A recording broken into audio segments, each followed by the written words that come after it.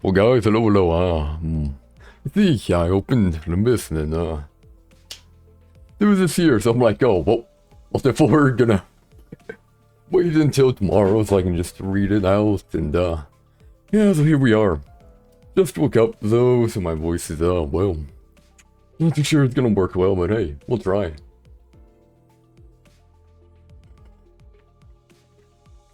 Bit of water. Okay.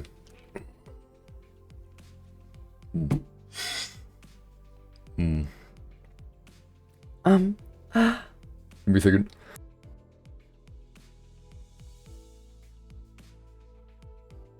There we go. Oh my gosh, hi. I guess the traffic sucks no matter which nest we go to. We've been traveling at a snail's pace through the extreme congestion of the nest for several days now.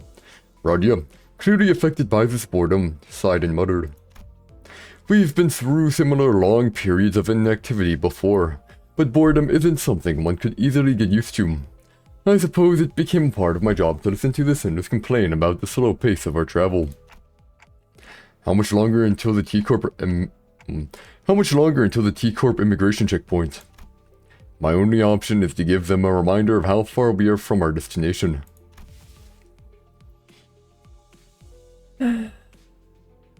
Considering that we will be on standby for approximately a day at our next stop, and taking into account various other stops we will be making en route, our estimated time of arrival is in 3 days.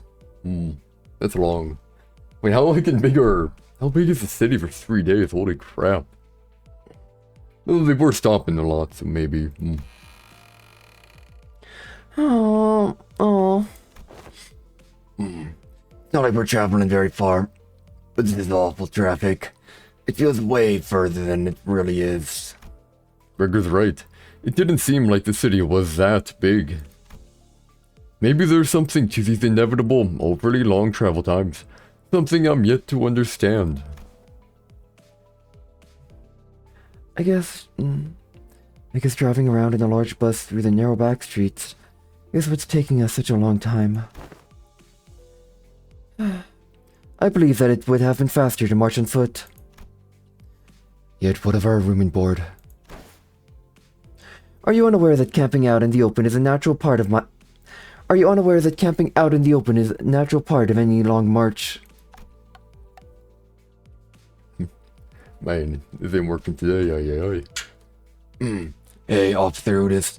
Not everyone's here. Not everyone's been a soldier here.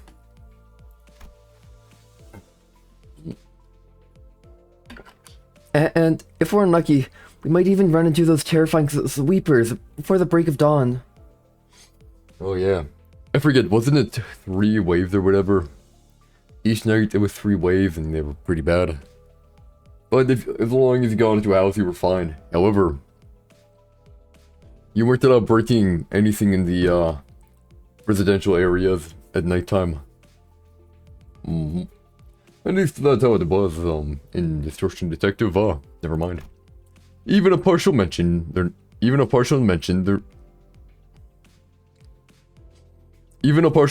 of their name drains all color from Sinclair's face.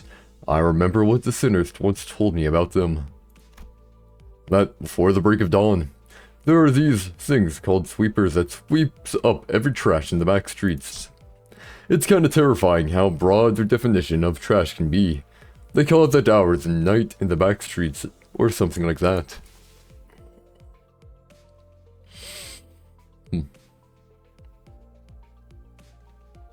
Hey, lucky us.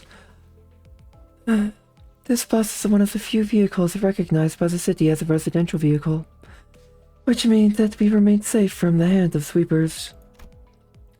Attempting to sleep outside the bus in the back street would not permit a restful sleep. Instead, one would be forced to survive the onslaught of sweepers for an hour in the early hours of dawn.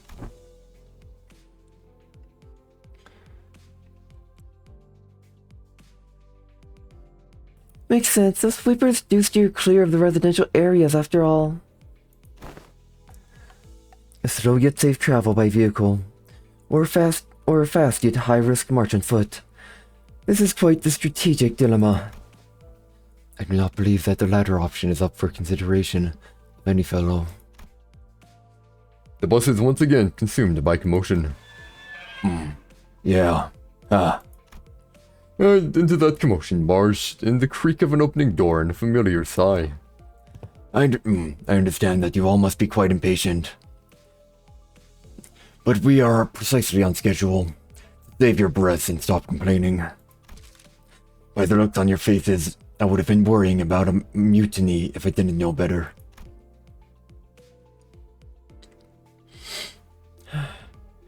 Those paper in your hands. New orders from the higher-ups. Virgilius was holding what appeared to be a bundle of freshly printed paper. This wasn't the first time something like this happened. Sometimes, after communicating in his room with the higher-ups of the company, he'd bring out a few sheets of paper to bring us up to speed. Yes, a new update. Don't tell me we're going on another detour. I'll say that I'm quite done cleaning up the VOE's stored messes. Look, we have to get to... Stop whining like a petulant child. There won't be more detours until we reach our current destination. Virgilius furrowed his brows, walking up to the front of the bus, and leaned against one of the first row chairs. He began leisurely shuffling through the documents.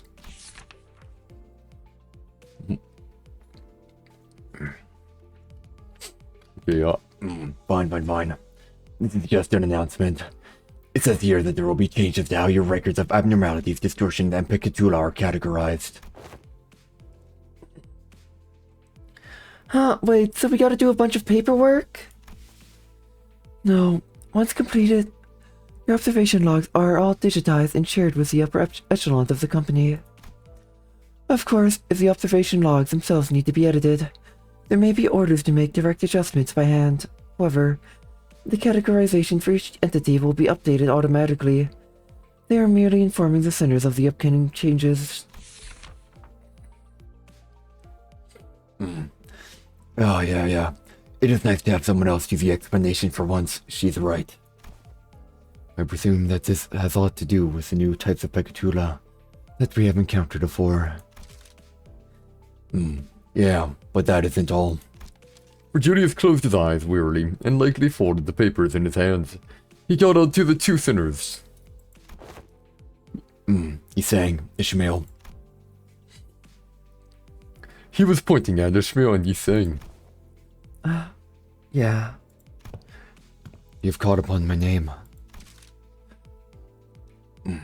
I'll leave it to you, model students, to explain the content of these documents. Oh. I don't feel like I'm up to the task of explaining what's on these papers to all of you. With that, Virgilius pretty much shoved the paper in Ishmael's hands before taking a seat in the front row of the bus. Did he just dump his responsibility onto us? Ishmael didn't seem too happy about this sudden turn of events. Still, she opened the document and began reading. I can never tell if he actually doesn't care about us or if he just naturally comes off as a good person. So what does this thing say, Ishi? Give me a sec, so... Does it say anything about the new abnormalities?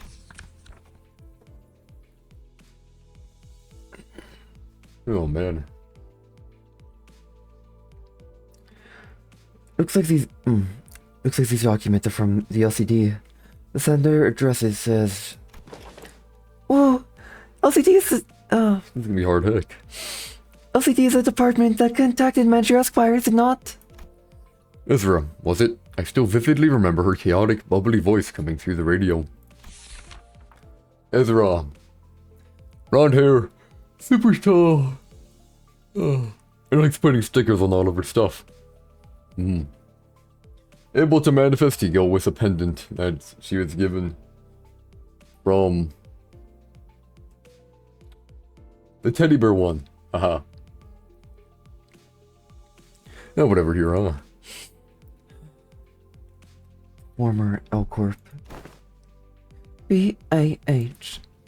The bus begins to fill with the familiar hectic buzz once again. Well, if you would allow me to. Miss Ishmael.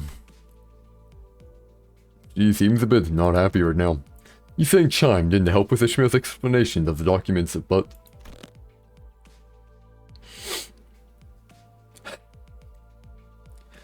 This is exactly why. I'm the only one who ever reads the guides. I could see the veins starting to pop in Ishmael's fingers. At this rate, she's going to drop the document in favor of her mace. Oh, wait, Ishmael. I got this, calm down. I hurried over to Ishmael and practically hung on to the documents in her hands. We nearly tore the bundle of documents in half, but she quickly gave up and loosened her grip. Ryoshu, Otis, please keep Don Quixote and Heathcliff quiet while I take care of this. Oh yes, this'll be fun. Without killing them or beating them up, please. B-A-H. Bah. Ryoshu slowly lowered Don Quixote's lance she'd picked up. Alright then, if you have any questions while Ishmael reads from the document, raise your hands to be recognized. Yiseng, Faust, you guys don't need to raise your hands to speak, so please chime in if there are any details you can elaborate on. Understood. Very well. Radio, if anyone tries to speak out of turn, please smack them lightly in the head. If you do good, I'll make sure to order you extra desserts during our team dinner. You sure know how to motivate people, Dante? What an impressive growth of leadership capabilities, Executive Manager. Alrighty then, first point goes to... Wait, that wasn't... A few minutes later, after a quick commotion, I found the situation settled enough to return the documents to Ishmael's hands. Then, I'll leave it to you. So, the former L Corp, also known as the Lobotomy Corporation, used to contain and manage the abnormalities that we faced in the branches. Even taking into account that their strengths were suppressed by the Golden Boast, there was a pretty significant difference between their risk level categorizations and the actual risk involved in facing them. Other employees and the higher-ups of Limbus Company also apparently felt that something was familiar yet off, and that's why they investigated the issue through the LCD department.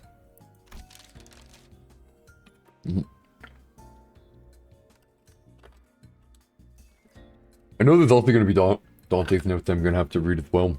Hopefully they aren't too bad. Hopefully not. So far, there have been 5 categories of risk levels. 5. Aren't there only 4 of them? Bonk. Rania punched Heathcliff in the crown of his head, and he promptly slumped to the ground, out cold.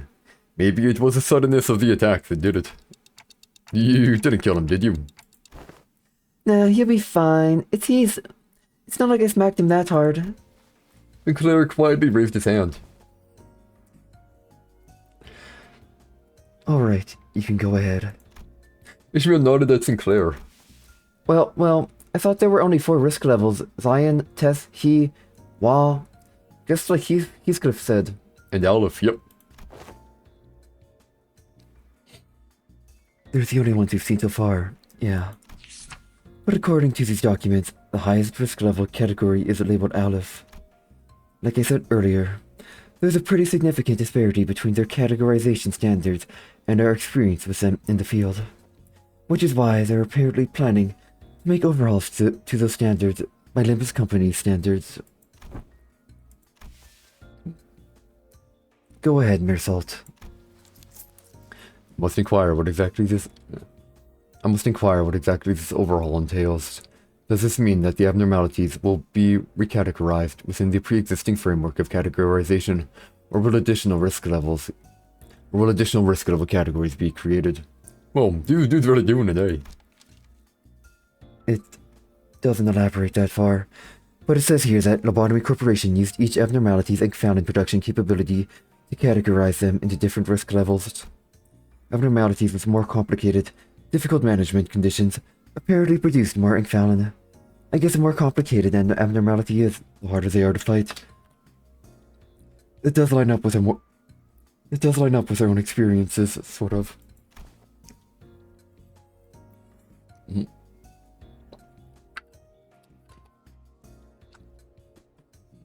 Yeah, some Aleph weren't too bad. Some Moles weren't too bad either. Like, for instance, Queen of Hatred. As long as you sacrificed 3 clerks every time, it was basically a non-issue. I remember at the beginning of the day, before I had Queen of Hatred, I'd pause immediately and just kill every single clerk. I mean, sure, it made it weaker, but also, I didn't really want to risk it because, I had too many abnormalities that were, like, if a certain amount of clerks died, that wasn't by bullets, I'd have, like, 3 abnormalities that get out. Let's see, it was smiling bodies, it's the amount of smiling bodies. It was, Monk, and it was Big Bird, but yeah.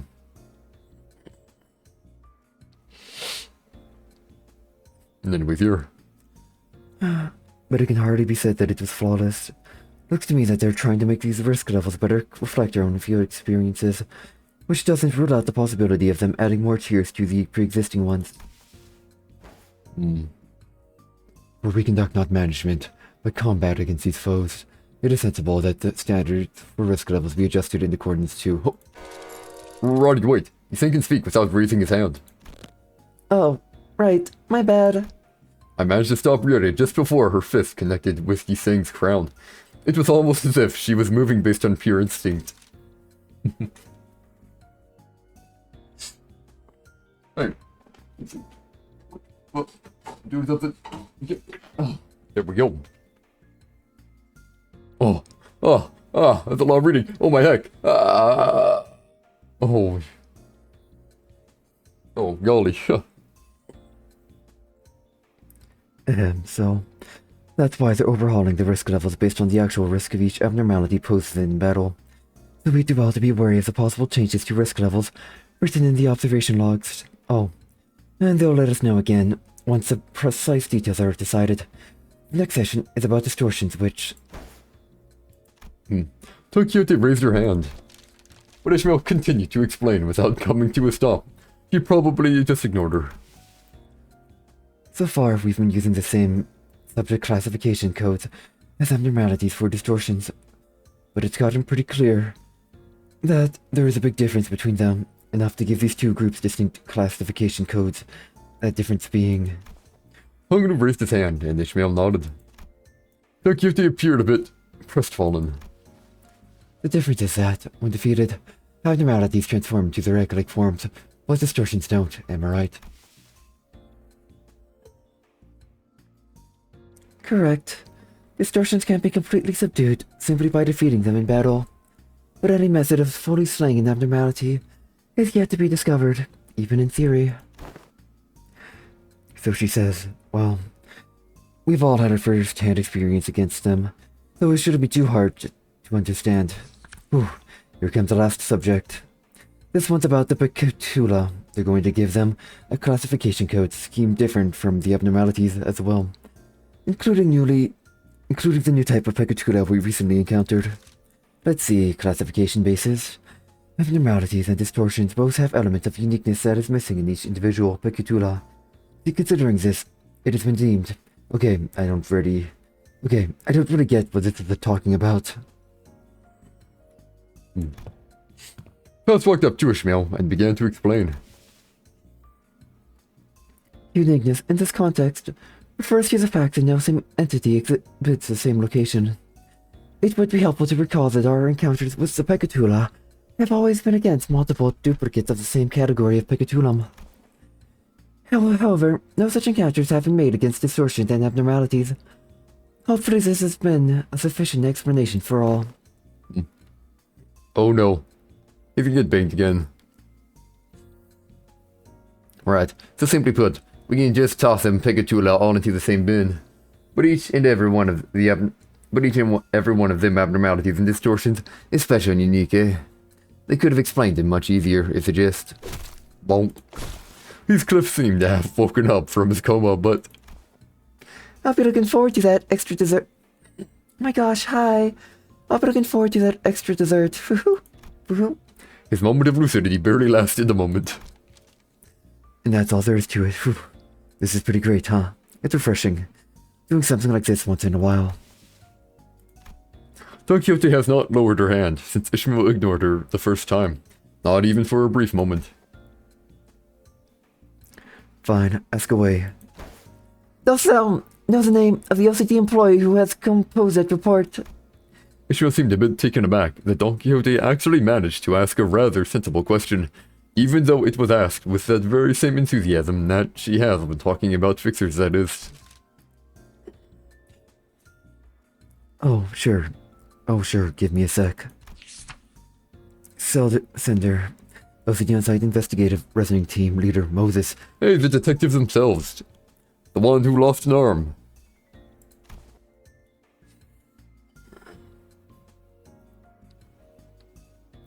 Well, we might as well keep that name in mind, since we'll probably run into them sooner or later.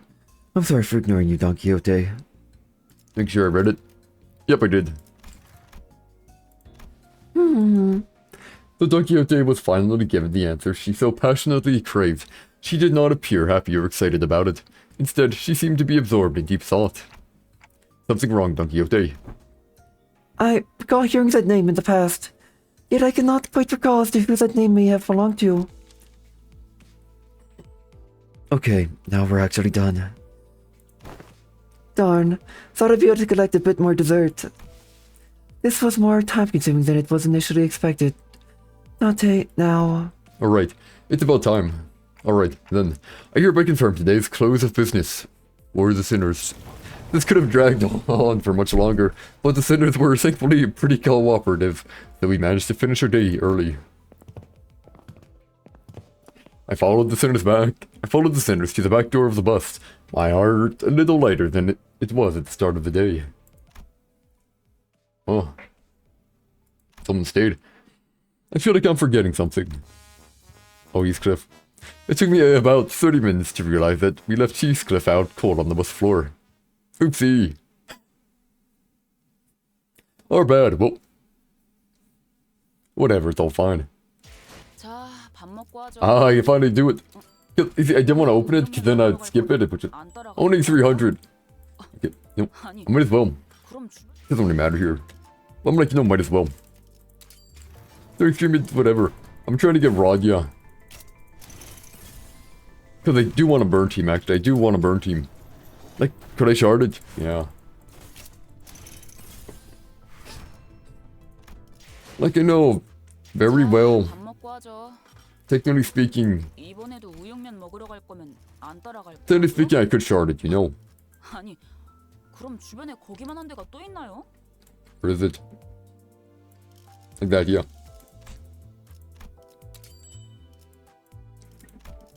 Actually, how much of Rowdy do we even have? Don't worry, we're gonna read Dante note as well. Around halfway. I mean, I could, but I don't really see a point in doing it right now. Here we go, Dante's note, and abnormalities, here we go. Which is the new one? Looks like none of these. Might be this one, actually. The old L-Corp used to classify abnormalities into 5 levels. Yuri told us that L-Corp created them based on their energy production efficiency. Limbus company seems to use the same levels to categorize them.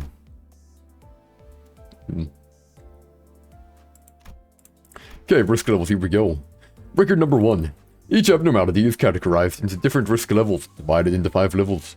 According to the brief manual Faust gave me, these five levels seem to be Zion, Teth, He, Wa, and Aleph. Aleph being awful to deal with.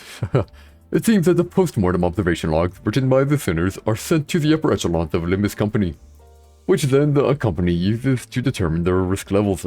Apparently, there are times when some abnormalities' risk levels were already rated even before we submitted their observation logs.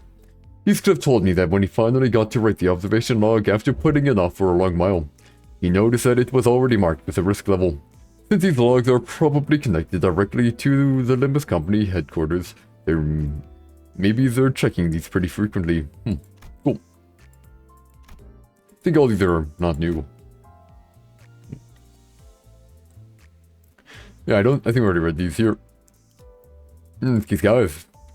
If you hope you listened and hope you enjoyed listening. And anyways, peace out. Have a good one. Goodbye, goodbye, goodbye.